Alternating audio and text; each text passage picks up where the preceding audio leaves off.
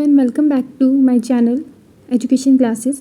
आज हम एक बहुत इंपॉर्टेंट टॉपिक डिस्कस करने वाले हैं जिसका नाम है religion as an agency of education. आपने स्कूल, टीचर, फैमिली के बारे में सुना होगा as an agency of education, but क्या रिलीजन भी एजुकेशन देता है, और अगर देता है तो कैसे, और क्या आज के मॉडर्न टाइम में इसका रोल रेलिवेंट है या नहीं।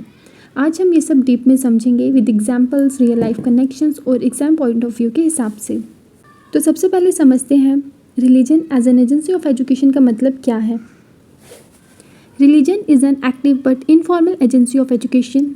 Religion has the aim as upliftment and purification of life. Throughout the world, education took its birth from religion and was mostly imparted in the religious places of worship. In our country, religious places of worship are mandirs, gurdwaras, masjid, church, which were called pathshalas, gurukuls, madrasas और schools. तो religion एक informal agency of education है, मतलब ये school की तरह structure नहीं होता बट फिर भी लर्निंग देता है। रिलीजन का मेन एम होता है लाइफ का प्योरिफिकेशन यानी कि शुद्धिकरण, और मॉरल अपलिफ्टमेंट यानी कि चरित्र निर्माण। पुराने टाइम में क्या होता है, एजुकेशन का स्टार्ट ही रिलीजन से हुआ था। लोग मंदिर, गुरुद्वारा, मस्जिद, चर्च में जाके सीखते थे। फॉर एग्जांपल गुरुकुल सिस्टम था जहाँ पे स्टूडेंट्स गुरुज के पास रहते थे। पाठशालास बेसिक एजुकेशन टेम्पल्स में होती थी। मदरसास जहाँ से इस्लामिक एजुकेशन लेते थे बच्चे। तो एक टाइम ऐसा था जब एजुकेशन रिलीजन के बराबर था।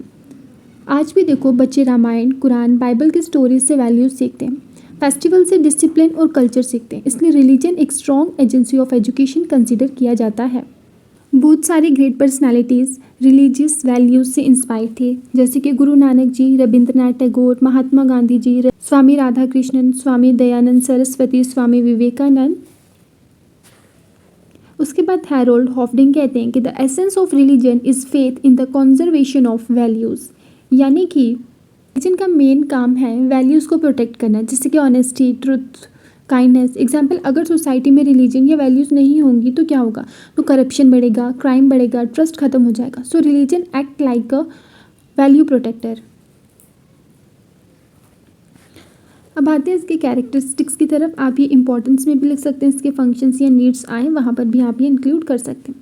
तो पहला आता है religious institution is essential for moral and character development. Moral virtues like honesty, truthful, loyalty, corruption, justice, fellow feeling and self control promote the social efficiency of an individual.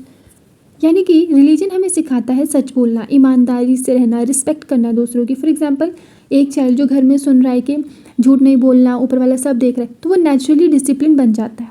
तो religion indirectly character build करता है।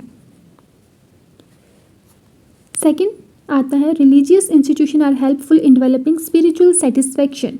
Man obtains his spiritual satisfaction through religion during the time of adversities. यानी कि life में problems आती हैं जैसे कि फेलियर, स्ट्रेस, लॉस, उस टाइम पे इंसान रिलीजन की तरफ जाता है। फॉर एग्जांपल, एग्जाम में फेल होने के बाद कोई मंदिर जाता है या प्रेयर करता है, उससे क्या मिलता है, उससे मिलता है inner peace. So religion gives us mental stability. Then religion ensures human welfare in general irrespective of caste, color और creed।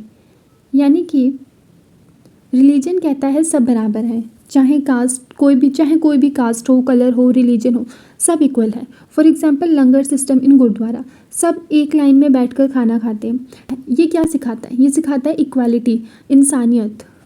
उसके बाद religion is a way of purifying mind and heart that is very essential for achieving mental peace. यानी religion हमें negative thought से दूर करता है, जैसे कि jealousy, anger, hate, meditation, prayer, chanting, ये सब माइंड को काम करता है। इसके बाद religious institutions are helpful in the refinement of human values. Absence of religious education has caused exploitation, corruption, selfishness, aggression and hatred in the world. यानी कि यहाँ पर फोकस है डेवलपमेंट ऑफ वैल्यूज़ पर। अगर रिलीजियस एजुकेशन नहीं होगी, society में क्या बढ़ेगा, सोसाइटी में करप्शन बढ़ेगा, सेल्फिशनेस बढ़ेगी, एग्रेशन बढ़ेगा, वायलेंस क्रिएट होगा। जैसे कि न्यूज़ में आप रोज़ देखते हो क्राइम्स वगैरह। इसका रीज़न क्या है, इसका रीज़न है लैक ऑफ वैल्यूज़। इसलिए रिलीजन वैल्यूज़ डेवलप करना चाहिए बच्चे में। Then Religious institutions are helpful in cultivating the attitude of brotherhood of man and fatherhood of God. यानी रिलीजन सिखाता है सब इंसान भाई भाई हैं. एग्जाम्पल डिजास्टर टाइम पे लोग रिलीजन नहीं देखते, सब एक दूसरे की हेल्प करते हैं. This is religious teaching in action. उसके बाद religious institutions act as tonic for the culture of the soul. यानी कि रिलीजन सोल को स्ट्रॉन्ग बनाता है. फॉर एग्जाम्पल फेस्टिवल सेलिब्रेट करना, ट्रेडिशंस फॉलो करना, ये सब इनर सेटिस्फेक्शन देता है. उसके बाद religious institutions are helpful in developing the qualities of truth, beauty and goodness. यानी रिलीजन का फाइनल एम होता है ट्रुथ, ब्यूटी, गुडनेस डेवलप करना, यानी कि सत्यम, शिवम और सुंदरम. अगर इंसान में ये तीन आ गए वो आइडियल ह्यूमन बन जाता है. अब बात करते हैं इसकी एडवांटेजेस यानी कि मेरिट्स के बारे में. Child without moral and spiritual values may be very dangerous for the society in future. So religious education should be included in curriculum. अगर चाइल्ड में वैल्यूज़ नहीं होंगी वो हार्मफुल बन सकता है सोसाइटी के लिए. For example aggressive behaviour, crime tendencies, ऐसी चीज़ें बच्चे में पैदा होती हैं जो कि सोसाइटी के लिए अच्छी नहीं है. तो रिलीजियस एजुकेशन बहुत ज़रूरी है. तो रिलीजियस एजुकेशन जो है वो हमारे करिकुलम में इंक्लूड होनी चाहिए. Then act of sacrifice, social service and charity can be incorporated in the behavior of the child through this education. यानी कि बच्चे में सोशल सर्विस डेवलप करना. रिलीजन सिखाता है चैरिटी देना, दूसरों की मदद करना.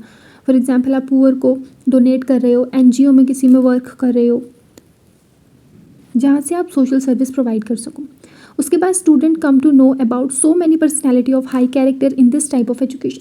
स्टूडेंट्स यहाँ पर ग्रेट पर्सनैलिटीज़ के बारे में सीखता है, जैसे कि गांधी जी से truth and non violence, Swami Vivekananda से डिसिप्लिन एंड फोकस. उसके बाद religious education touches the lesson of human equality and social justice. यानी रिलीजन सिखाता है सब इक्वल हैं, सो डिस्क्रिमिनेशन, जिससे डिस्क्रिमिनेशन कम होता है. Culture which is an integral part of our social system which can be easily preserve by religious education.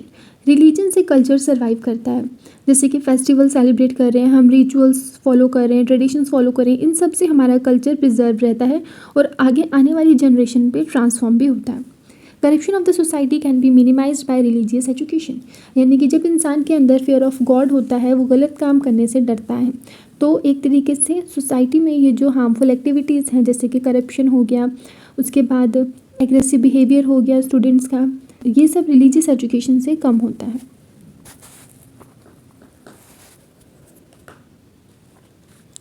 अब सिर्फ पॉजिटिव नहीं, नेगेटिव साइड भी समझना ज़रूरी है. तो अब हम आते हैं इसकी डिमेरिट्स की तरफ. First, interpretations of religious education have made the religious fundamentals very complex and rigid.